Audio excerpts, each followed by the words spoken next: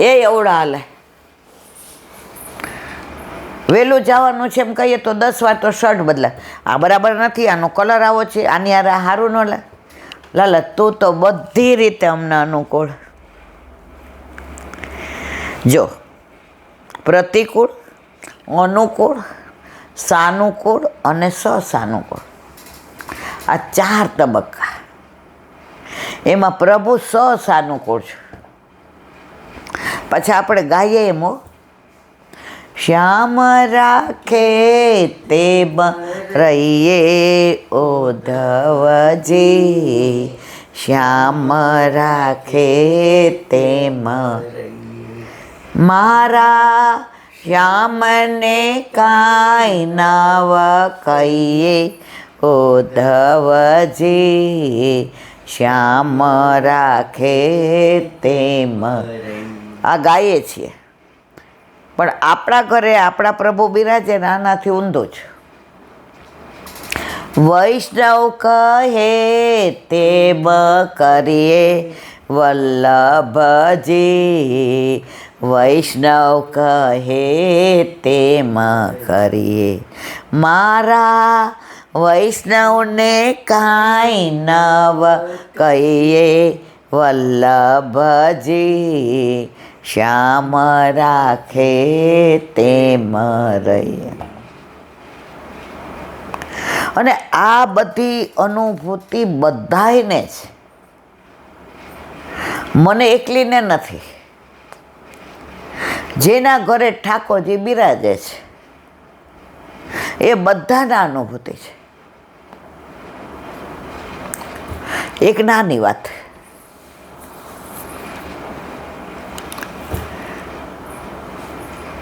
એક દીકરો હતો ને એ ગ્રેજ્યુએટ થઈ ગયો. પહેલાના જમાનામાં ગ્રેજ્યુએટ એટલે અત્યારનું CA.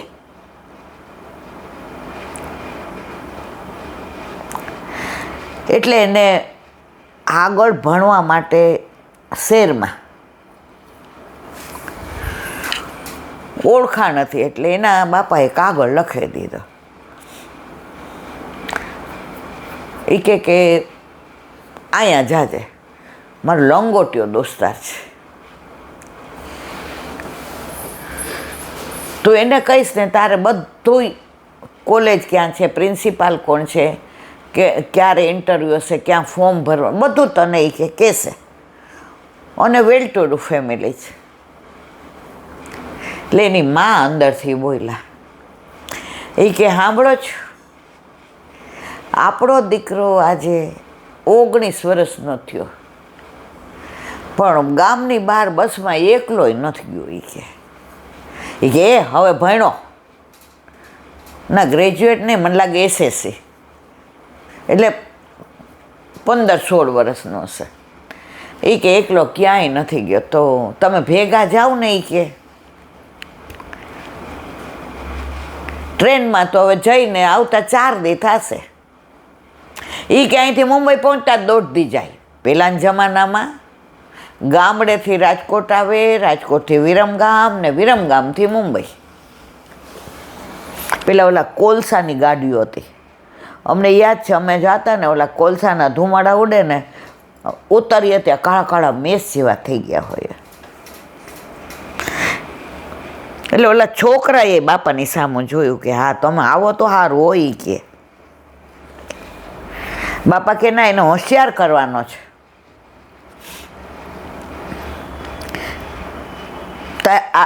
આને ઢીલો રાખવામાં તારું જ કારણ છે.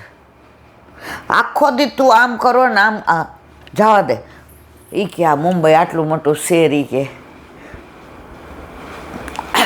એ ક્યાં ઉતરે, પછી ક્યાં જવાનું ને એનું ઘર ક્યાં ને આ એ. તું તારું કામ કર, રોટલા કરવાનું કામ કરતું. ઓલો છોકરો ગયો રસોડામાં, બા તું હાલ ને. એ કે બાપા માર તો કાળા અક્ષર કુહાડે માર્યા. હું તો પિયરે તાર બાપા ગાડું લઈને મૂકવા આવે ને મારો ભાઈ તેડવા આવે, મામા તેડવા આવે, અને કાં મામા મૂકવા આવે. ભાઈ હું તો એકલી આ કૂવે પાણી ભરવું, નદીએ કપડાં ધોવા અને ખેતરમાં. એ ક્યાં, બાકી મેં આ ગામને છોડીને કાંઈ જોયું નથી. હવે છોકરાના મનમાં વ્યથા થાય કે એકલું મુંબઈ કેમ જવું. પેલા ક્યાં ટિકિટો લેવાની હતી, આ બે ટિકિટ લીધી ને આ બિહાડ્યો, કર્યો તૈયાર. પેલા તો ઓલી પતરાની બેગ, અંદર કપડાં મૂક્યા, પૈસા મૂક્યા, ઓલા બધા સર્ટિફિકેટ મૂક્યા. એ કે આ 8 આના રૂપિયો રાખ, રસ્તામાં તારે એને બાકી ના આવો કાંઈ રસ્તામાં નહીં. પેલા કેવું મળતું નહોતું, તે ભાથો બાંધી દીધો, થેપલા ને છૂંદો ને 1.5 દિવસે પહોંચે, થોડીક પૂરી કરી દીધી. હવે ટ્રેનમાં ગયા, એની બાન તો એવું રડવું આવે. એને બાપુજી કહે કે જો મારે તો ત્યાંથી હટાણું કરવા જાય તો 2 દી થશે, એટલે તું ચિંતા ન કરતી. એ કે હટાણું કરવા 2 દી મોડા ગયા હોત ને તાર કામ કર. બાપા એક ચિઠ્ઠી લખી દીધી હતી. એ કે ગભરામણ થાય, મૂંઝાય, ટ્રેનમાંથી ઉતરી જવાનું મન થાય, એકલા બીક લાગે. એ પરાકાષ્ઠ આવ્યો ને ત્યારે વાંચે, ત્યાં સુધી ખોલતો નહીં. અને દીકરો ઓબિડિયન્ટ હતો. એ કે ભલે. ટ્રેનમાં બેઠા, બારી પાસે બેસાડ્યો. એ કે બાપા સામેવાળા કાકાને કહો. એ કે નહીં, તારી લડાઈ તારે એકલાય લડવાની છે. અમે તો અંગૂઠા છાપર્યા. હવે તું આ મેટ્રંગ ભણ્યો છે ને, પેલા મેટ્રંગ કહેતા, ઓલાને તો અહીંયાથી ને ધોડ ધોડ ધોડ થાય. રાજકોટ ઉતરવાનું, પાછું ત્યાંથી ને બીજી ટ્રેન ને પાછું વિરમગામ ને. પહેલાં વિરમગામમાં લાઇટોય નહોતી, અને ત્યાંથી પાછું આ. હવે મનમાં તો એવું ધડ ધડ થાય. હવે ટ્રેન ઉપડી ત્યાં તો આની આંખમાંથી શ્રાવણ ભાદરવો, અને એના બાપા બારીમાંથી એને આવજો કરે. પણ આમ એને એમ થાય જઈને ચોંટી પડું બાપાને, મારે નથી જવું, હું ખેતી કરીશ, હું ગાયો દોઈશ, ભલે હું SSC પાસ છું, મારે ભણવું નથી, મારે એકલું ન જવું. બાપાએ આવજો કર્યો. હવે ટ્રેન ઉપડી, પણ ઓલાને તો ક્યાંય ચેન ન પડે, આમ ગભરામણ થાય ને, બધા એની સામું જુએ. એને એમ થયું ચાલી ટ્રેને ઉતરી જાઉં કૂદકો મારીને.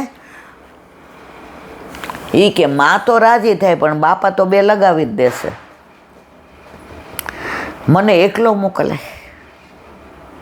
મેં કોઈ દી ગામમાં મામાને ઘરે એકલો નથી ગયો, અને આવું મારા બાપાએ કર્યું. 1.5-2 કલાક 2.5 કલાક થયા એટલે બધાએ ખાવાનું કાઢીને ખાવા માંડ્યા. આ કે ભૂખ શું, અહીંયા ડોમો ભરાઈ ગયો. ઓલું કુંજામાં પાણી હતું આંટાવાળામાં. પણ મારે નથી જવું, મનમાં મારે નથી જવું. હવે અધવચ્ચેથી ઉતરે તોય ઉપાધિ. પછી એને એમ થયું ને કે હવે મને કાંઈક થઈ જશે, ગભરામણ થાય છે. એટલે ઓલી ચિઠ્ઠી આપી હતી ને બાપાએ, એ ખોલીને વાંચી. લાલા, બહુ ડર લાગે છે ને, ગભરાય છે ને, આંખમાં આંસુ આવી ગયા છે ને, એકલા હોવાનો અહેસાસ કરસ ને, દોડીને ઉતરી જવાનું મન થાય છે ને. ગાંડા, તારો બાપ તને એકલો મોકલે ખરો? તારી આગળ જો, જ્યાં આ 6ની સીટ છે ને એમાં આગળ બીજી 6ની છે, એમાં જ હું બેઠો છું. કાંઈ હું તને એકલો, હું કાયમ તારી સાથે જ છું. અને ઓલો જઈને બાપા બેઠા હતા ને, ભેટી પડ્યો, ચોંટી પડ્યો. બાપા તમે જ મને બારીમાંથી આવજો કર્યું હતું ને. પહેલાંની ટ્રેનો તો આમ તમે હાલતા હાલતા ચડી જાઓ. એ કે તને આવજો કરીને પાછલા ઓલાથી ચડી ગયો. તને તારી ચિંતા હતી ને એના કરતાં વધુ મને તારી ચિંતા. બેટા, જે મામાના ઘરે એકલો ન ગયો હોય એને હું મુંબઈ મોકલું એકલો મોહમય નગરીમાં? પણ હું જોતો તો કે તું એકલો છો તો મને કેટલો યાદ કરસ.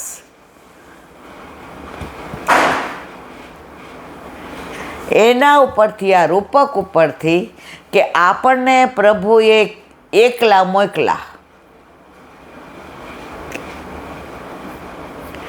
આપણે માનીએ કે આપણે એકલા છીએ, આપણે એકલા છીએ જ ને. ઠાકોરજી જતાવે કે એકલા છો, પણ કે તને હું ક્યારેય એકલો મૂકતો નથી, કારણ તારી ચિંતા તારા કરતાં મને વધુ છે. અને ઘડી ઘડી જતાવે છે આપણને. મેં હું ના, આજે આપણે 70 નથી, આપણને 500 વાર પ્રભુએ જતાવ્યું હશે. મેં હું ને, ચિંતા શું કામ કરસ? પણ એ જુએ છે. પણ તમે જોજો, એકલા સુધ કેવા યાદ કરતા હતા.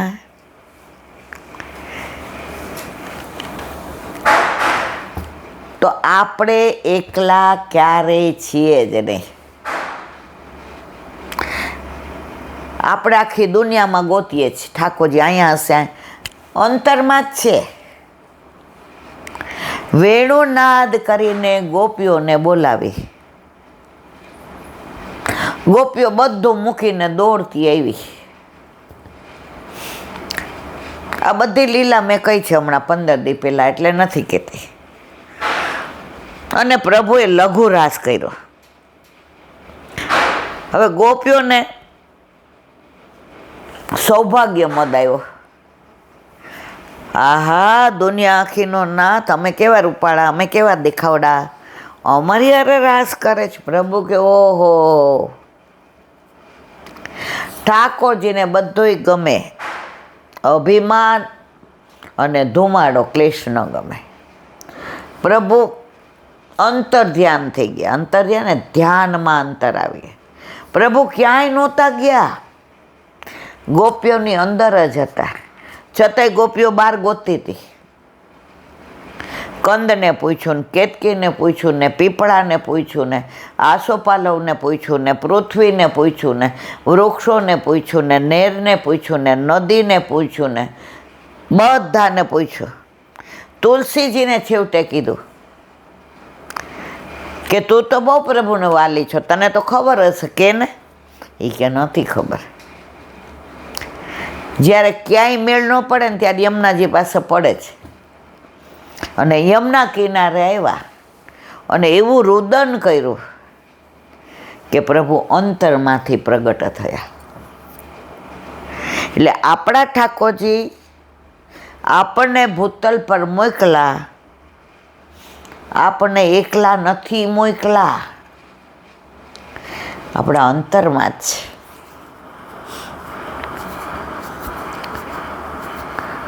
તો ઘણા એવું થાય કે અંતરમાં છે તો આપણને ખોટું કેમ કરવા દે છે, ખોટું કેમ જોવા દે છે, ખોટું કેમ સાંભળવા દે છે, ખોટી જગ્યાએ કેમ જવા દે છે, ખોટા કાર્ય કેમ કરવા દે છે. મર્સિડીઝ ગાડી લીધી, મોંઘી, સરસ કલર, બધી એસેસરીઝ ફૂલ, પૂજન કર્યું ને બધા રાજી થઈ, બહુ ટોપ. ધનતેરસ અને ગાડી આવી એમ બધા કે હા.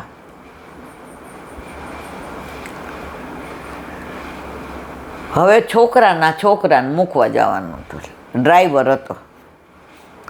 એટલે એને કીધું કે જા લાલિયાને સ્કૂલે મૂક્યા. એ કે આજ તો ધનતેરસની રજા હશે ને, એ કે સ્કૂલમાં પૂજા કરવાના છે ને તો આના હાથે કરાવવાના છે, આપણી લાલીના હાથે, કુંવારકા છે ને. હવે ગાડીને ચાવી આપી,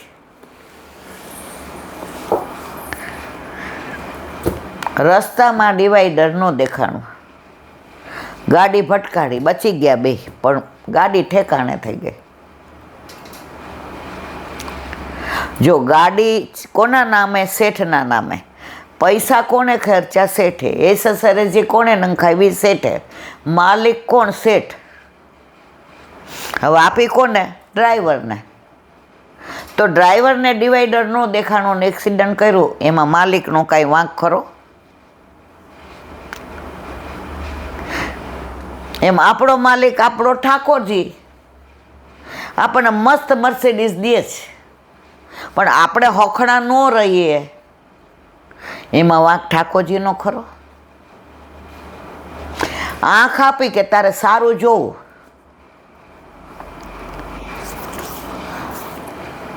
હવે આપણે આંખથી ને ખરાબ જોઈએ તો એનું ફળ ઠાકોરજી આપવાનું.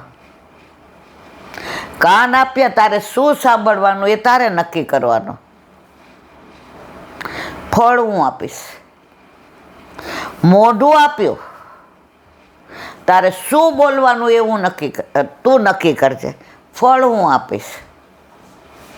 હાથ આપ્યા, તારે કેવા કાર્યો કરવાના એ નક્કી તારે કરવાનું, પણ એનું ફળ, સારા કાર્યો કરશો તો સારું ફળ, ખોટા કાર્ય કરશો તો ખોટું. બાર અહંકાર, સત્કાર, તિરસ્કાર, ઇનકાર, આ બધી કાર ઊભી છે બહાર. હવે નક્કી તમારે કરવાનું કઈ કાર લઈ જાવી છે. જેવી કાર લઈ જશો એવો ટ્રાફિક મળશે.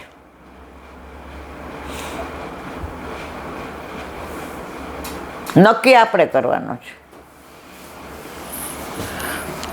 તો જેમ પેલા છોકરાને બાપા એકલો મૂકે નહીં, એમ આપણે પરમાત્માથી છૂટા પડેલા આત્મા, આપણને પણ ઠાકોરજી એકલા મૂકતા નથી.